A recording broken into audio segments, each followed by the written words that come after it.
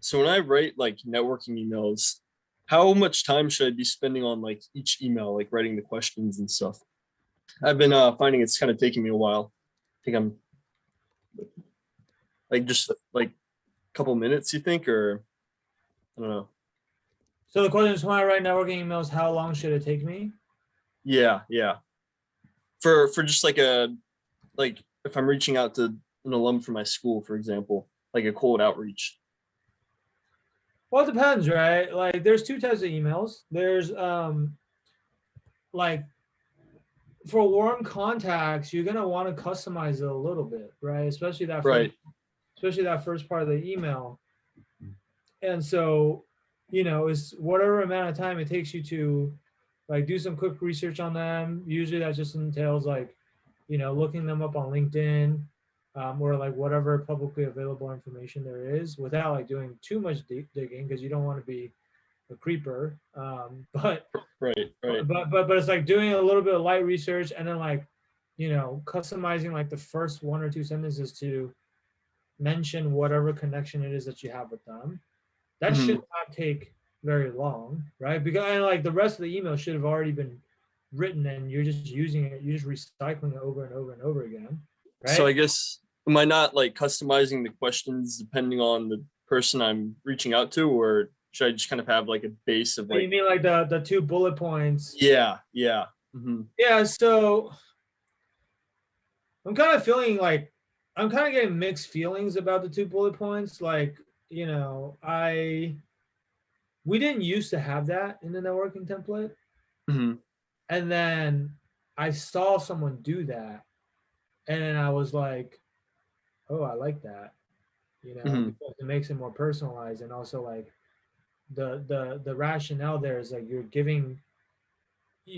giving them like very specific reasons for why you chose to reach out to them as opposed to anyone else, Right. right? And then so that's supposed to like increase the response rate. But what I think what I realized after putting that, like the problem with putting that kind of stuff into a template is that like some people will use it and do a very good job with it, and then like some people will do a very poor job with it. Like I've seen some of the networking emails that some of you guys have sent out since I updated that template, where like when I Hmm. look at those two questions, a lot of times people are asking bad questions, Oh, right? and that just shoots them in the foot basically, right? Because then they're like, Right, oh, how because do it's I? like again yeah, because if those questions are like super generic or like kind of lame, then it actually makes them like less likely to respond, I would say, Right. right? Hmm. And so like honestly, whether you guys use the template that has those two questions or not, like I'm okay either way. Like I'm okay if you don't use it. Like if you Okay. say it's taking me a ton of time to come up with good questions, it's just not efficient, or like I don't know, I'm not confident in the questions I'm asking every single time, and you guys just take it out, then like I'll just tell you, like, for the first 3+ years of Wall Street Mastermind history, like our students did not include those two questions.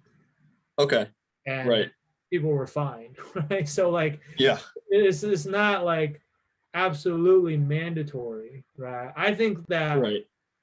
maybe what it is like it's a case by case basis where if you find someone that actually has a really interesting background, or I don't know, their background is really similar to yours, where they try to, I don't know, like I'm making this up, you guys are both like some really unique major in school that's like totally like not related to banking, and then he got into banking, and you want to ask him like how he was able to do that, like how did you Mhm. how were you able to, like, I'm curious how you were able to transition from being a music major to being like an investment banker, because that's exactly what I'm trying to do. Like, okay, that's like very specific, and I understand why you're asking it, and I understand why you chose me, right? Right. That makes sense. Yeah. So if you have something like that, then like use it, right? But if you're like struggling and you're like, man, I don't know what to ask this guy. Like there's nothing I can really like come up with right now. It's good. Then just scrap that part of the email, right? Okay. Um, Yeah. but like going back to what I was saying earlier though, it's like, you should have like there's like emails you're sending to warm contacts, which you need to customize a little bit, especially that first part.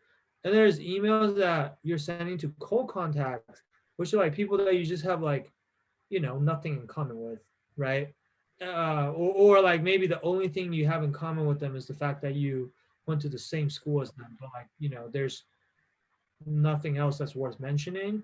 In Right. which case, like those emails don't really ever need to change. Mm-hmm. So it's Yeah, like, that makes sense. should not like, there's two strategies. There's like customize your emails for higher conversion, or for the people that you can't really customize the email for, then you're just purely playing like the volume game, right? You're just like, let me send out massive blast with like the exact same template. I'm not even gonna spend time customizing it. You can even Yeah. use like, mail merge software or whatever to automate it for you. And it's just like whoever responds. Like it's just a canned email, right? Right. That makes sense. Yeah. Here, I hope you enjoyed this video. If you're looking for more customized advice that's tailored for your specific situation, then I invite you to book a free strategy session with our team at the link below. We'll talk to you soon.